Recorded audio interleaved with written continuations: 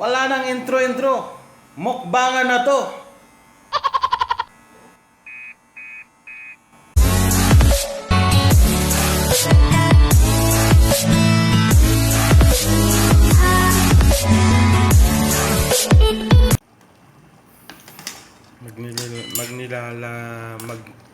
Nilagambakan muna tayo. Ayan o, sarap.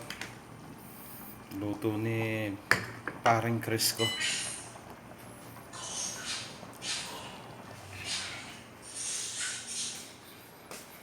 Ayan. Dahil day off, higop muna tayo ng masarap na sabaw. Ayan. Maluno na siya. Lambot na. Alam nyo na kasunod yan. Mukbang kami, mukbang. Alam nyo ba yung mukbang? No, mukbang yan, mukbang. Ayan, oh. Sarap, oh. Buto-buto.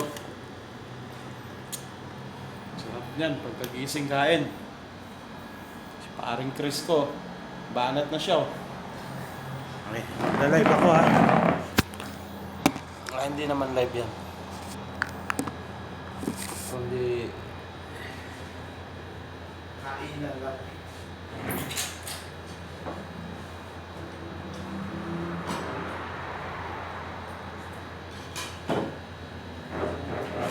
May bitchin doon. Hindi na, no? Okay na, wag mo na bitsa.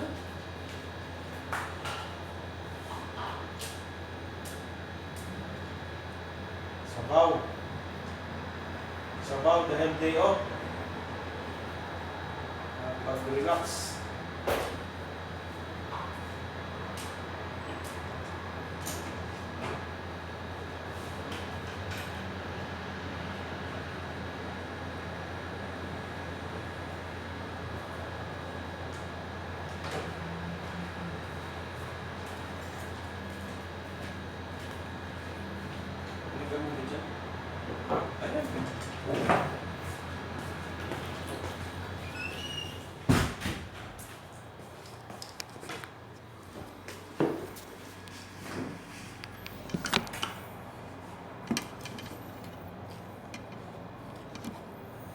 Mukbang.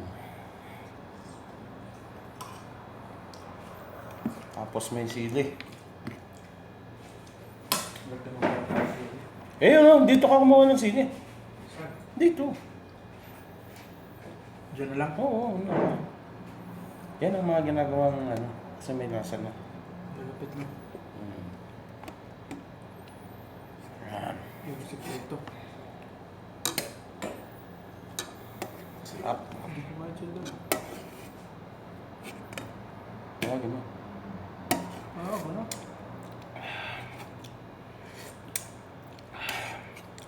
Uy, may ano ah. Ano ba yun? Pampalambot yan. Ganyan na pala yung sikreto pala. Ayan o. Kunyari may merenda.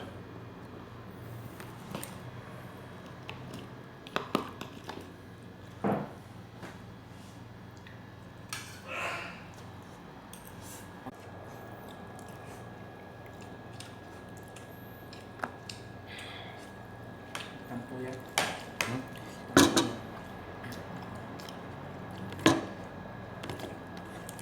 Hindi naman diyan ko sana. Hindi naman personal kaya.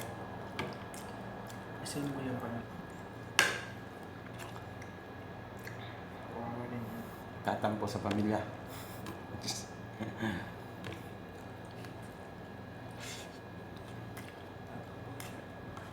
Ano mo rin yung pamilya nila? Kasi buhay niya yan. Ganito sa mga kapatid. Kaya walang gana kumain. Eh tayo, magana tayo kumain. Ako siya din ang sinabi. Bahala ka.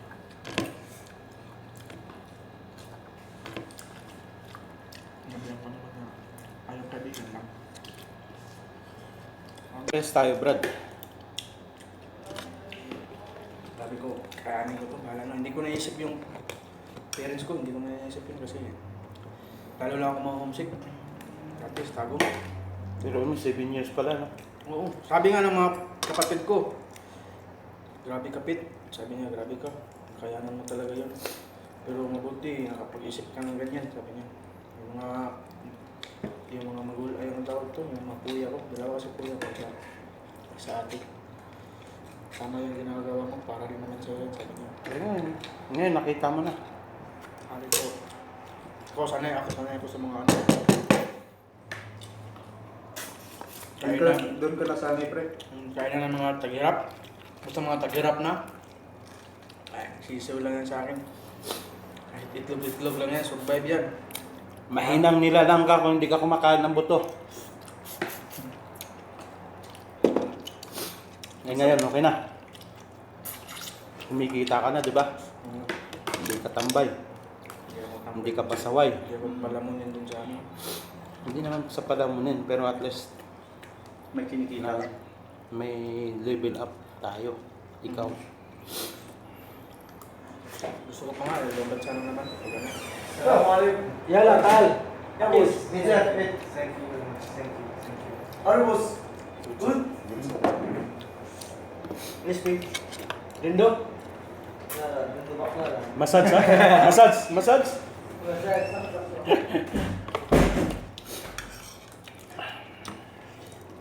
Si paring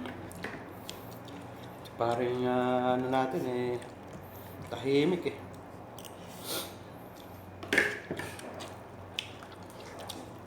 Parang buhat-buhat mo yung mundo, parang Sheldon Ha? Parang buhat-buhat mo yung mundo. Kamusta lang mga pamilya mo? Yung mama, papa ko, okay naman, sir. Nag-away din pala ng mga papa mo. Hindi, man. Wala man. Yung Ito, kinakain doon na sila ng mga sili. pagdating ng araw siguro, sir. Malayo ka na. Wala pang magagawa. Komunikasyon lang, Brad. Saka si sir, bakit na sinabi na Tiis lang. kain tapos hindi ka sumasabay. Ay, may problema yan sir. Marami na. Para naman sa lutuan lang. Sa meron lang sir. Importante lang kasi yung may kakwentuhan ba? Subok yung ganun. Sarap yung masaya yung marami. Yung nagkakwentuhan ba? Ano ang problema? Problema lang. Kaya natin mag-adjust. Adjust tayo. Mag-pray lang. Pray. Di ba? Yung kasama kong ano ba? Pray lang tayo. Maintenance. Pampalakas Nag-chat ng yung asawa niya. Mm. Teacher. Nabala ka siya sa ano, Maki. Nabala ka siya sa ano. Maki kasi babalik na sa depress eh. Uy, kumusta dyan? Ganito, ganyan. Sinabihan mo, kaya yan. Pagsubok niyo lang yan. Okay naman dito sa Saudi. Sabi niya, wala namang problema. Hindi naman kami prone sa COVID. Hindi kami prone sa mga customer sa sakta. Treatment lang kami. Sabayan nyo lang ng tiwala, sabi ko. Tama. Saka, dito sa taas. Yung nasa, yung prone sa mga, nasa hospital. Yung prone sila sa mga, Frontliner. Iniwala ka din. Saka mahirap talaga kasi sa mga balibalita. Pati sila natatakot na rin. Oo. Kaya bumababa yung immune system nila. Kasi wala nang tulog. Puyat pa, pagod puyat pa. pa, tapos Paano ang hindi magkakasakit yan? Naranasan ko kaya yan, sir. Oo. Yung araw ako, tag 5-6 lang yung tulog ko, sir. Naranasan ko yan dito. Sabi ko, talo ako nito. Kailangan ko matulog ko pala ulit. Pag hindi na kaya ng mata mo. Nagnunusyo ako. Di ba? Tatlong araw hindi pumasok to. Mm. Sinusuhan ko. Bahala ko. Kasi minsan, naisip natin, nandun sa Pinas eh. Hindi may iwasan eh. Sinusuhan ko ng 3 araw. Sabi ko, sir, magnuso ko. Hindi ko papasok 3 araw. Bahala kayo dyan. Bakit? Eh, yung sika ko eh. Sabi niya, sige. Wala. Oo. Araw lang ha. Hindi, ang the best. Papahinga ko. Ang the best kasi doon, nagpaalam ka. Oo. Yun lang naman yun, parang respeto lang. Respeto lang sa manager, bro. Hindi pa tayo, sir. Sinabi ko sa kanya. Sir, alam mo naman, marami tayo. Hindi niya pa. Oo. Sabi ko sa kanya, naintindihan naman niya. Sige, okay naman.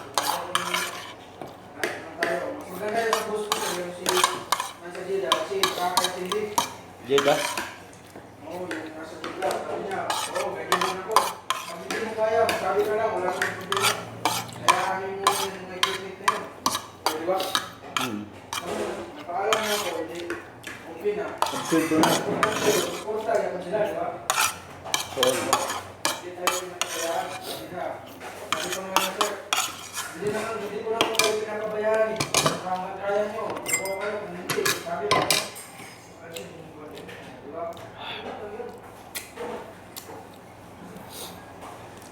Ganun yung mindset nyo. Ito, busog na naman si Big Boss. Walang natira. Tatlong araw, kulang si